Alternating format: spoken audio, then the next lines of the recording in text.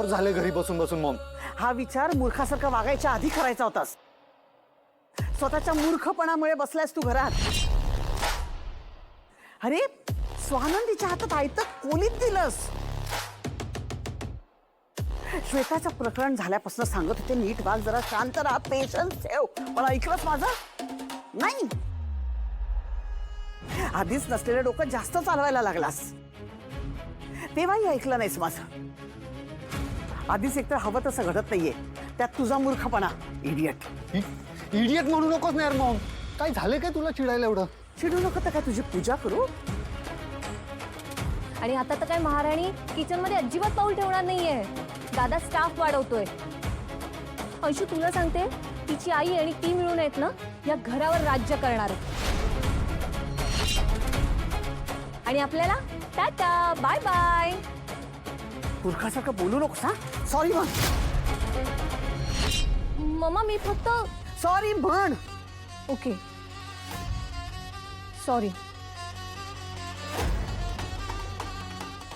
ही गोष्ट कधी विसरू नका तुम्ही दोघेही. माझी जागा मी त्या दोघींना कधीही घेऊ देणार नाही. ह्या घरावर राज्य मीच करणार. एकदा हारले म्हणून गप्प नाही बसणार.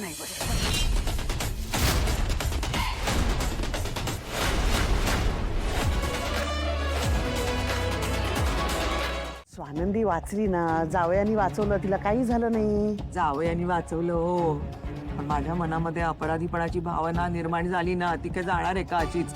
जाऊच देणार नाही. आमच्याकडे माणसं अशी सहजासहजी सोडत नाहीत. नाही याची कल्पना आहे हो मला. आता माझ्याकडनं पण एवढी मोठी चूक झाली, पण तुम्ही सोडून दिलत की नाही? हा, मी तर म्हणते माणूस चुकतो म्हणजे चुकतो तोच माणूस.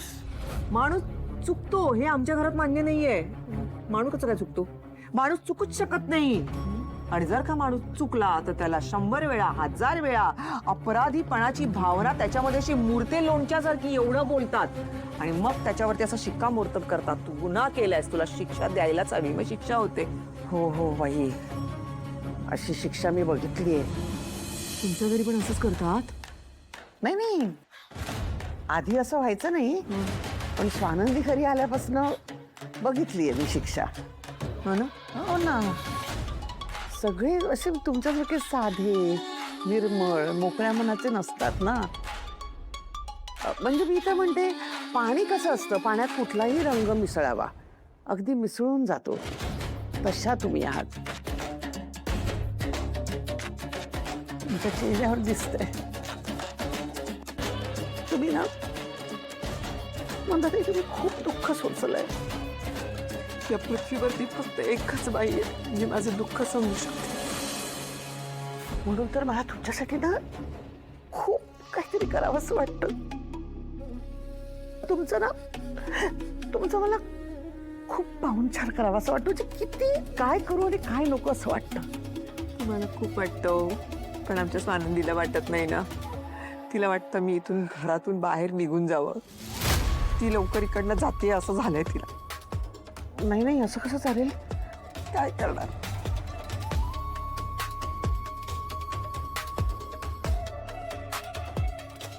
एक आयडिया आहे.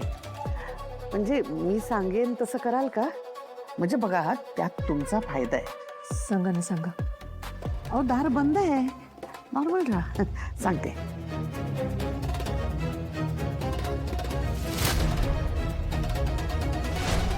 तुला मनापासून गुलाबजाम खावेसे वाटत होते म्हणून मी तुझ्यासाठी ते केले. त्याच्या मागे काही हेतू नव्हता माझा, कारण ते करण्या आधीपासून तिथे आली आहेस ना तेव्हापासून मला वाटतंय की तू आपल्या घरी परत जावंस. आणि दुसरी गोष्ट, मी अशी शांत निपचित पडून राहिले वगैरे असं काहीही नाहीये. अजिबात बिचारी वगैरे नाहीये साई. तू मागण्या करतेस इथे येऊन. एवढ्या मागण्या केल्या मी. फक्त एक टीव्ही मागितला. बाकी टीव्ही मल्लिका ताईंनी स्वतःहून आणून दिलं. मी नाही मागितलं काहीच, त्यांनीच दिलं सगळं. मुळात गरज काय आहे या गोष्टींची? आपण लाचार आहोत का आई? आपल्याला हवं तेवढं आणि पुरेसं देवाने दिलंय आपल्याला. काकू कुठल्या गोष्टीतून काय वागू शकतात, त्याच्यामागे त्यांचे हेतू काय असतात हे सगळं तुला माहितीये. तरी त्या देतायत आणि तू घेतेस त्यांच्याकडून गोष्टी. राजवाडे आणि आजी यांचा चांगुलपणा आहे ना, म्हणून ते काही बोलत नाहीये ताई. पण आपल्या मनाला कळत असतं ना, जीवाला कळलं पाहिजे आपण काय वागतोय. आई ऐक ना, हे बरोबरच नाहीये ग. हे असं दुसऱ्यांच्या घरी अचानक घुसायचं आणि त्यांच्याकडनं सेवा वगैरे मागून करून घ्यायची. ऐक ना, आपण घरी जाऊया आपल्या, मी येते, आपण बोलूया ना शांतपणे. माहितीये मला स्वानंदी, तुला पण माझा तिटकार आलाय, तुला पण मी नकोशी झालीये, कोणालाच मी आवडत नाही, सगळ्यांना मदत. तू पण तशीच आहे, वरून वरून गोड गोड गोड गोड बोलते माझ्या बरोबर. पण आतून सगळी बाबा आणि सगळे सुष्मिता रोहन सगळ्यांसारखी आहेस, मला माहिती आहे. ती नाही जाणार इथून. तिची आईची मैत्रीण असते असं बोलतात. दुश्मन आहेस माझी, दुश्मनासारखी वागतेस, शत्रू. आई असं काहीच नाहीये आणि तुला माहिती आहे.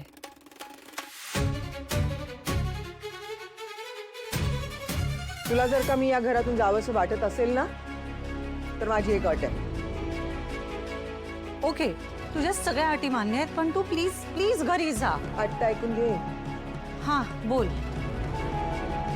अट अशी आहे की जोपर्यंत अधीरा सगळ्यांच्या समोर माझ्या पायावर नाक घासून माफी मागत नाही, तोपर्यंत मी त्या घरात पाऊल ठेवणार नाही.